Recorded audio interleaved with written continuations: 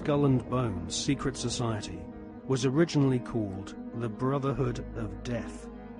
George Bush Jr., his father George H.W. Bush, and his grandfather Prescott Bush have all been initiated into this macabre fraternity, which was established in 1832 at Yale University by William Huntington Russell, whose family were America's biggest opium smugglers. George W. Bush was initiated into the Skull and Bones Brotherhood of Death in 1968. The ceremony took place at the Society's headquarters, which is a stone building with almost no windows. This mausoleum-type building is known as the Tomb.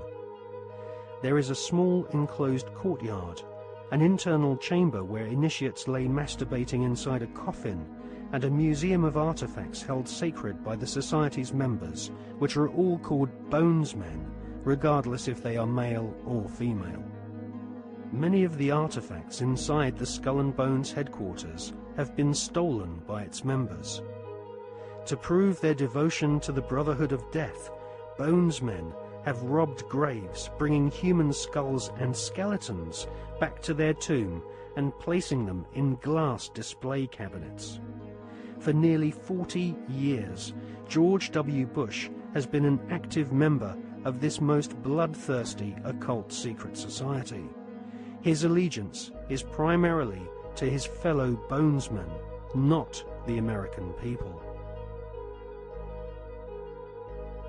In order to prove his devotion to the Skull and Bones, Prescott Bush, grandfather of George W. Bush, savagely desecrated the grave of Apache Indian chief Geronimo. Prescott Bush robbed Geronimo's grave and had Geronimo's skull placed in a display case alongside the order's other treasured possessions, which include silver tableware from Hitler's Eagle's Nest headquarters in Nazi-occupied Austria. Welcome to the satanically inspired secret world of the Skull and Bones Brotherhood of Death.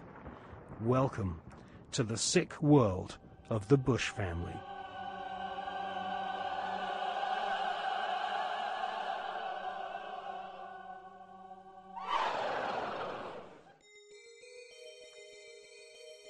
The Skull and Bones headquarters is on the campus of Yale University. Yale is home to several other lesser secret societies, including the Scroll and Key. Alexandra Robbins is an American journalist who has written a book about the Skull and Bones called Secrets of the Tomb. In her book, she traces the origins of this cult, which was funded from profits of the Russell Company in the early 1800s. The Russell Trading Company was nothing more than an opium trading empire, which, still to this day, is the corporate arm of the Skull and Bones secret society. William Huntington Russell had travelled in Germany during his student years and was befriended by a disciple of Adam Weishaupt's Bavarian Illuminati. Upon returning to the USA in the early 1800s, Russell used some of his family's opium wealth to fund the building of the tomb at Yale University. Russell initiated several of his fellow classmates, including Alphonso Taft, who would go on to become the Secretary of War and ambassador to Russia. Alphonso Taft's son became President of the United States, and so a time-honored tradition of hereditary membership of the Skull and Bones Brotherhood of Death was begun. We see this tradition continued to this day, with senior bonesmen encouraging young initiates to marry into each other's families, their sons and daughters following in their parents' footsteps and becoming disciples of this most unholy of orders. In the Hollywood movie Brotherhood of the Bell, we see an initiation ceremony, which is a common occurrence on the campuses of America's elite Ivy League secret societies.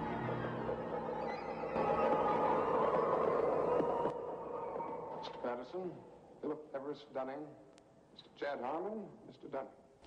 Mr. Dunning? the articles and letters of the Brotherhood.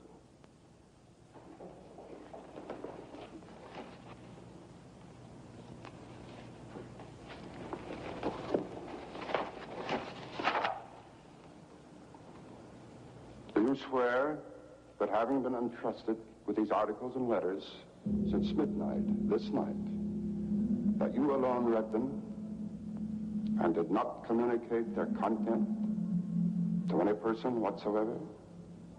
I so swear. Having so sworn, are you now prepared to go forward? I am prepared.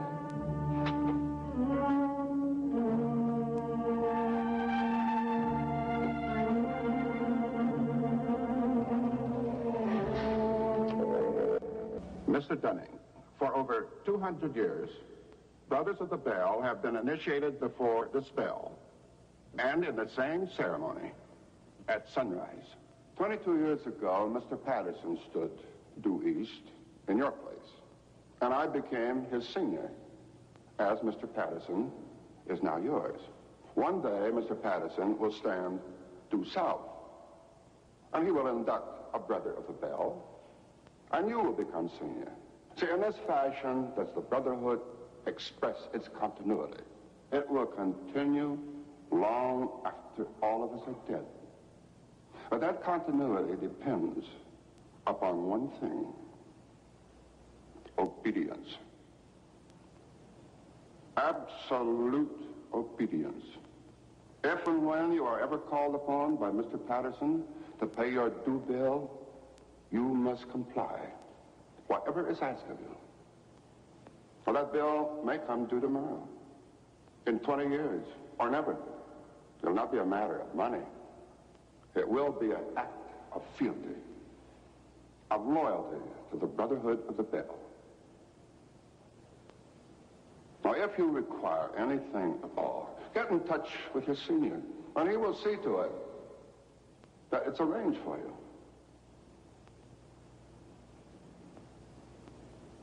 Are you ready for the oath? I am. The oath, gentlemen. I, Chadwick Dunning, do swear in absolute faith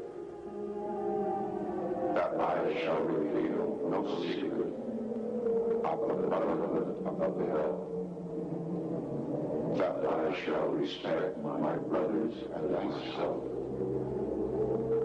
that I will act as they desire, secure their interests as if they were my own. And I pledge this, my honor, my fortune, and my life.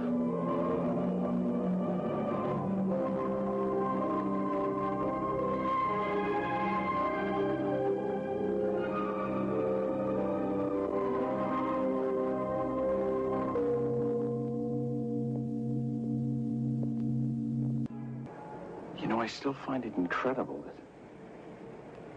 that I could get anything I want. Anything a man could get with money, privilege, and the best connections.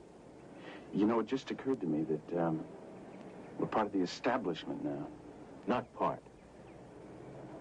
The establishment.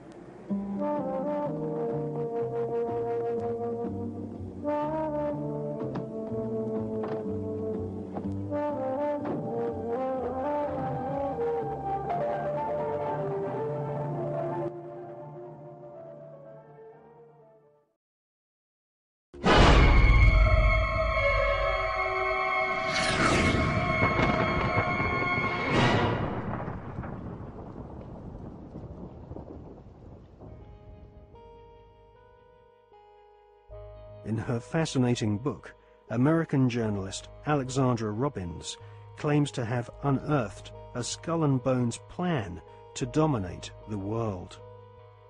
One can't help recognizing the fact that in the 170 years since the formation of the Skull and Bones Society, it has members in the most influential jobs all over the world.